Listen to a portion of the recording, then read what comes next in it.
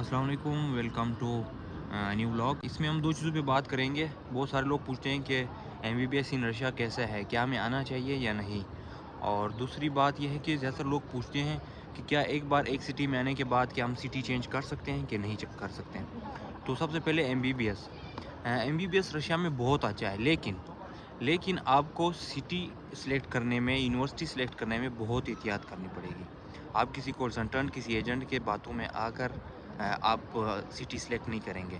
आप फिर खुद जाकर गूगल में सर्च करेंगे कि कैसी सिटी है, बड़ी सिटी है, छोटी सिटी है, मॉस्को से कितनी दूर है, ज़्यादा दूर है, कम दूर है।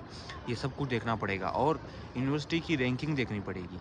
और जो यूनिवर्सिटी है, क्या वो इंग्लिश मीडियम में पढ़ाती है? क्या उनका मीडियम सिर्फ़ रशियन है? क्या वो बाइलिंगुअल है? ये सब कुछ देखना पड़ेगा।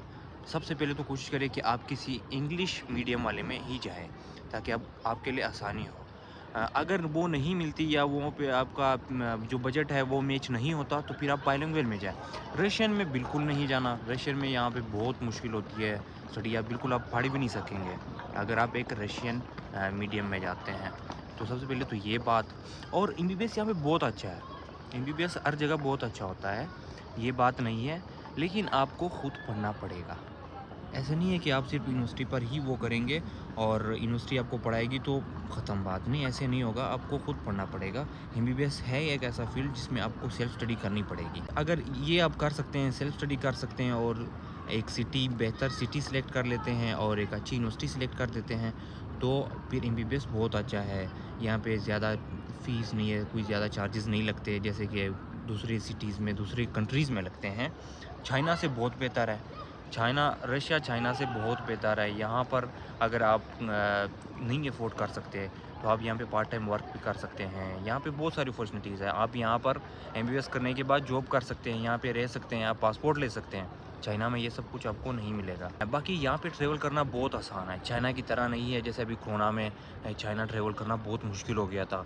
आपको पहले किसी और कंट्री जाना था, वहाँ पे क्वारंटाइन हो के 40 दिन, फिर वहाँ से चाइना जाना है, तो 7-8 लाख रुपए की टिकट पड़ जाती थी ये।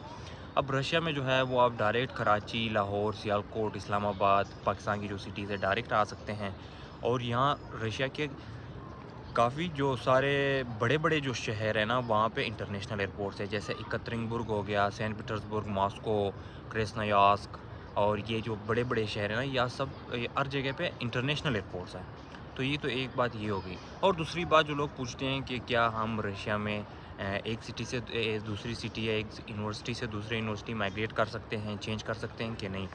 बिल्कुल कर सकते हैं आप। मैं खुद एक और सिटी से इस सिटी एकत्रिंगबुर्ग में आया हूँ, क्योंकि यहाँ पे मेरे कज़न्स आ रहे हैं। मैं उनके लिए मैंने सिटी चेंज की, मैं यहाँ पे आया हूँ। बहुत अच्छी सिटी है, बहुत अच्छी सिटी है। और आप कर सकते हो। लेकिन इसमें भी एक ये बात है कि आप अगर एक यूनिवर्सिटी से आ रहे हैं जिसकी रैंकिंग इस यूनिवर्सिटी से कम है, तो फिर वो मुश्किल हो जाती है, ठीक है? अगर आप एक ऐसी यूनिवर्सिटी से जा रहे हो या जा रही हो जिसका रैंकिंग अच्छा है और आप उससे कम वाले रैंकिंग में जा रहे हो, तो फिर बहुत आसानी से हो जाता है, बिल्कुल टेंशन लेने की बात नहीं होती, बहुत आसानी से हो जाता है। तो एक ये बात, लेकिन मैं आपको ये सजेस्ट करूँगा कि आने से पहले ही आप अपना सिटी सर्च करें कि आप किस सिटी में जा रहे हैं और वहाँ पर आप किस यूनिवर्सिटी में जा रहे हैं, उसकी रैंकिंग क्या है। और अक्सर एक सिटी में 2-2, 3-3 यूनिवर्सिटीज़ होती हैं, फेडरल होती है, स्टेट होती है, कोई प्राइवेट होती है।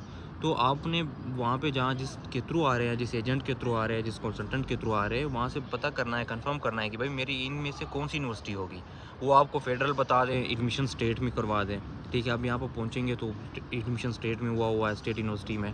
तो बेशक स्टेट यूनिवर्सिटी अच्छी हो, लेकिन जो एक चीज़ आपको पहले वो वहाँ पे बता देंगे, हम यहाँ पर करवाएँगे, तो उसके मुताबिक फिर आप चलेंगे ना।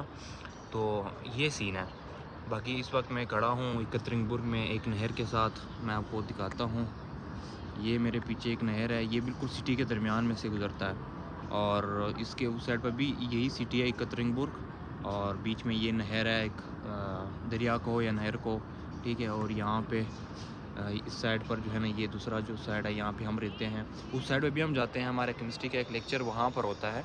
हम उस साइड पे जाते हैं, बड़े-बड़े ब्रिज बने हुए होते हैं, पुल बने होते हैं, आपने वो क्रॉस करके जा सकते हैं। लोकल ट्रांसपोर्ट होती है।